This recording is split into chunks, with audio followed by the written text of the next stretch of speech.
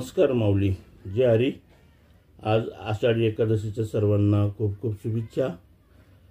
आणि थोडंसं मी निवडणुकीविषयी बोलणार आहे.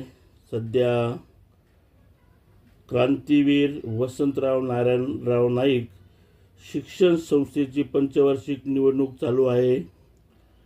आणि सुरुवातीला शिक्षण संस्थेविषयी थोडंसं बोलतो. 1914 ते 20च्या दरम्यान खरं ही जी वसंतराव नाईक शिक्षण संस्था आहे म्हणजे डोंगरे वसतिगृह याची जी स्थापना आहे, जी सुरुवात आहे ती झालेली आहे. आणि सुरुवातीला वसतिगृह होतं. आपल्या ग्रामीण भागातून अनेक जण रोजगार निर्मिती म्हणून मुंबई येथे रोजगारासाठी गेलेले होते.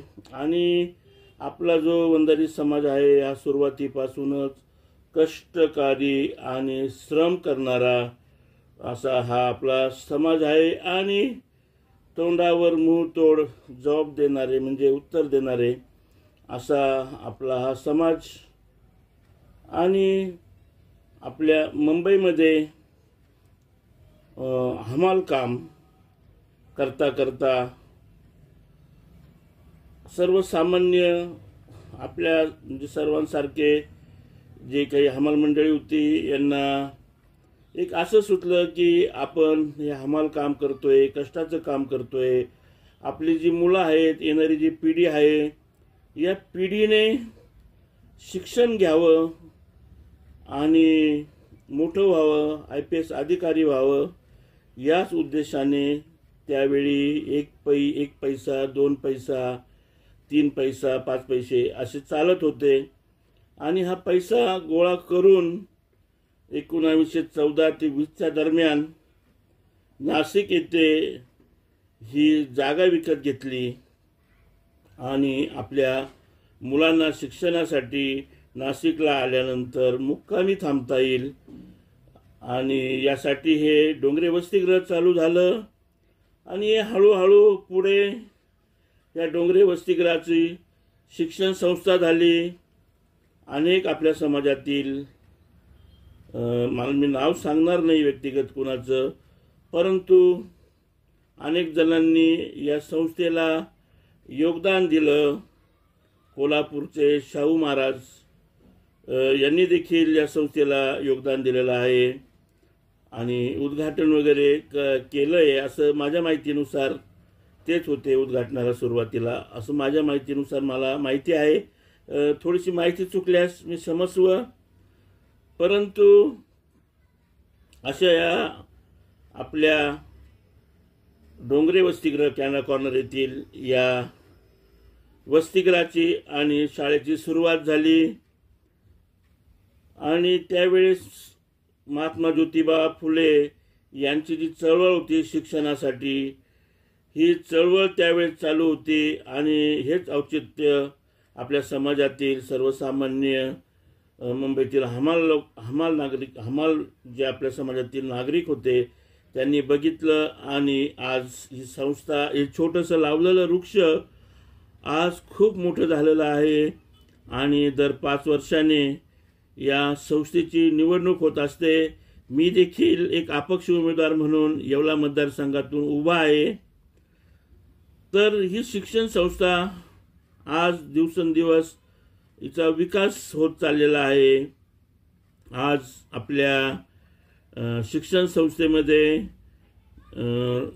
आपण डिग्री, डिप्लोमा तसेच ग्रॅज्युएशनपर्यंत शिक्षण घेऊ शकतो. ITI देखील आहे. आणि नाशिक जिल्ह्यामध्ये जवळपास 70 शाळा आहे आणि 70 गावामध्ये या शाळा आहेत. आणि या शाळेमध्ये जवळपास 25,000 विद्यार्थी शिक्षण घेत आहे.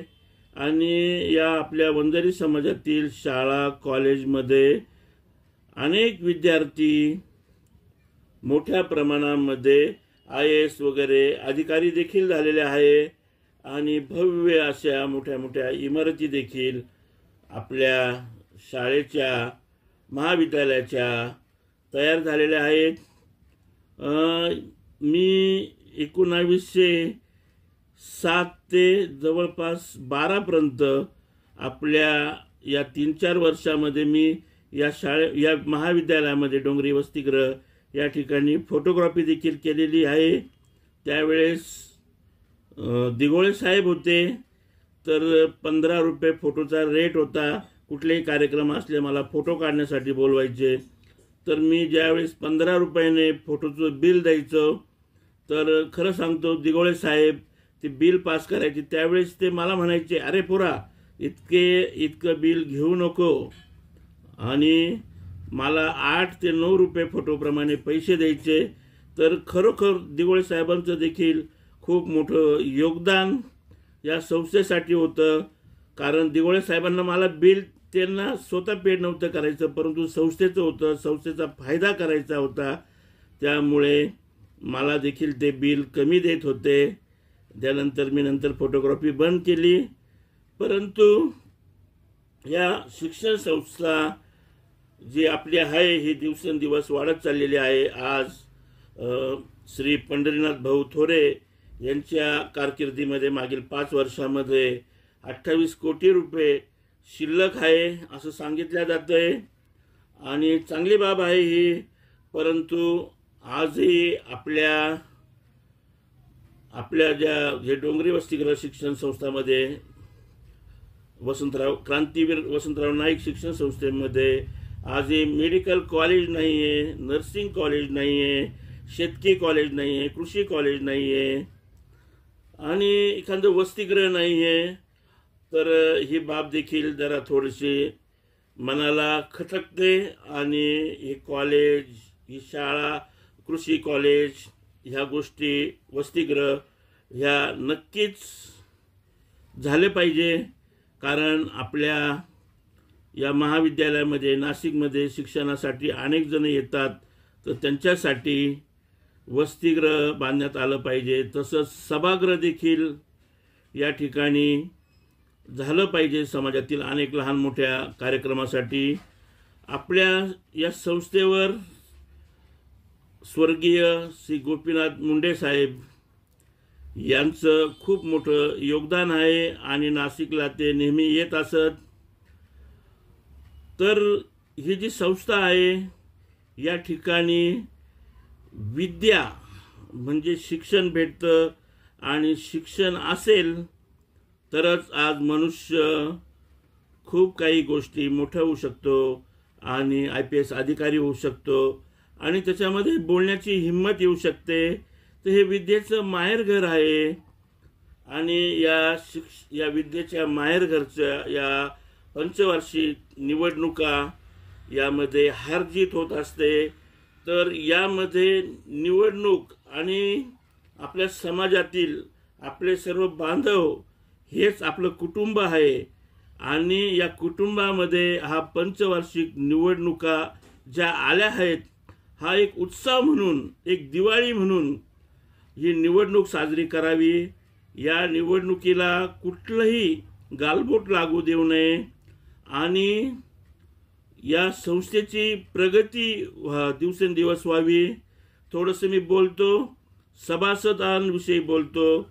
सध्या 7.5 ते 8 हजार सभासद आपल्या या संस्थेमध्ये आहेत, व्ही.एन. नाईक संस्थेमध्ये।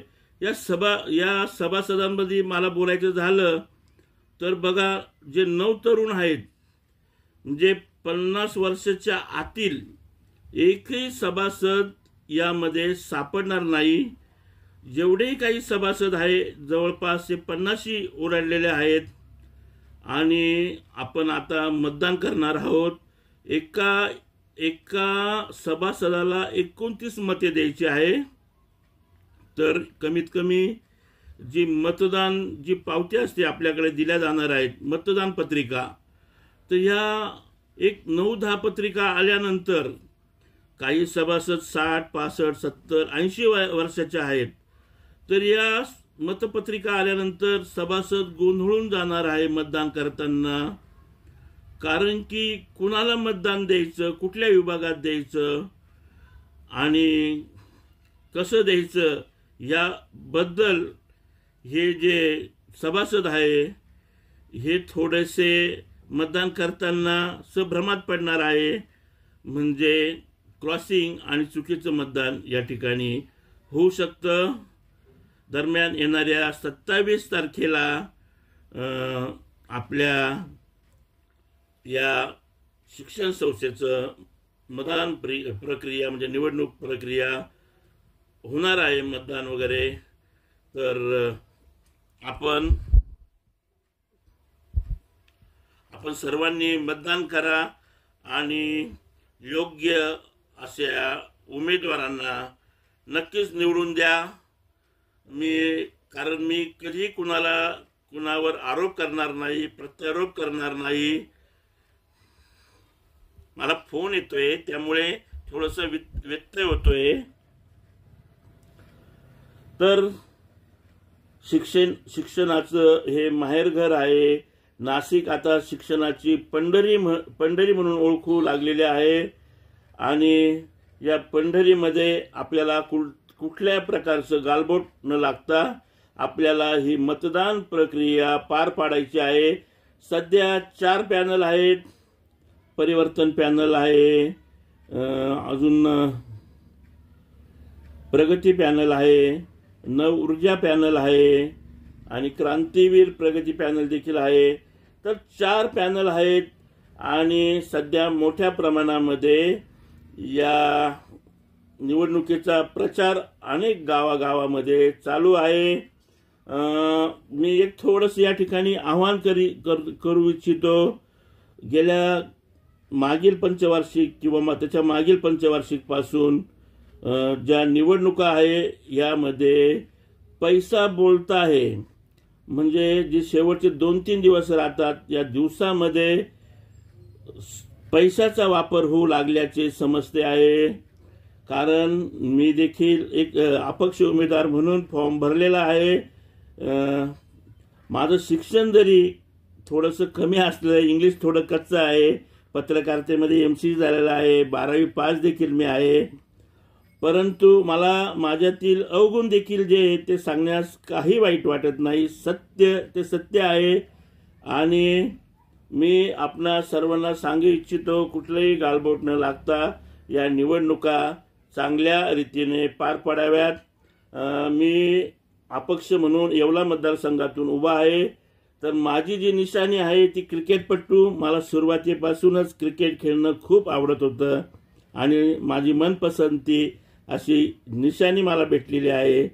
तर आपण 28 जे मतदान आहे ते देखील योग्य मतदारांना द्या. संस्थेची प्रगती करतील, संस्थेचं हित साधतील, संस्थेमधील शिक्षकांना न्याय देतील आणि संस्थेच्या विकासासाठी प्रयत्न करतील अशा उमेदवारांना द्या. आणि मला देखील एक आपलं मत जे आहे ते नक्की द्या आणि प्रचंड मतांनी विजयी करा. मीडियाच्या द्वारे आपल्या या संस्थेमध्ये कुणावर अन्याय होत असेल त्यास मी नक्कीच वाचा फोडेल. व्हिडिओ मोठा होतोय तर या आषाढी एकादशीच्या दिवशी हा छोटासा व्हिडिओ मी केलेला आहे.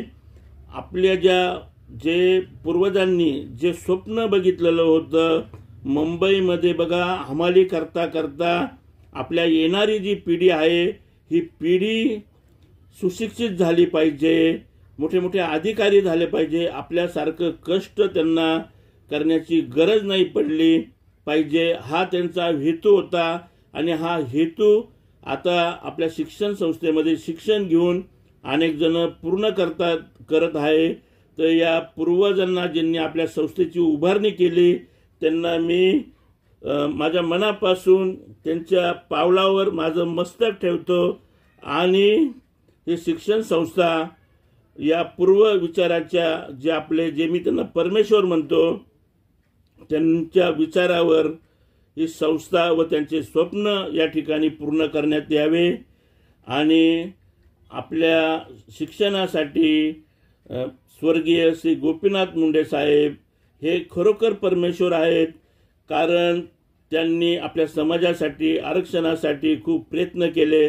त्यामुळे आज माझा देखील मुलगा इंजिनियर झालेला आहे, सूनबाई इंजिनियर झालेली आहे. तर अनेकांचे स्वप्न पूर्ण होत आहे असे आपले गोपीनाथ मुंडे साहेब स्वर्गीय यांना देखील मी त्यांच्या चरणावर आज आषाढी एकादशीचे पाय ठेवून म्हणतोय की हे देखील माझे पांडुरंग आहेत. माझा जो प्रचार आहे हा मी सोशल मीडियावरून करत आहे आणि कुठल्याही मंदिरात न जाता कुठेही न जाता माझ्या आई वडील यांचं दर्शन घेऊन आणि त्यांनाच विठ्ठल रुक्मिणी मानून मी हा प्रचार सुरू केलेला आहे. हा व्हिडिओ या ठिकाणी संपवतोय. जय हरी माऊली, जय हरी. Bye bye. पुन्हा भेटूया पुढच्या व्हिडिओमध्ये.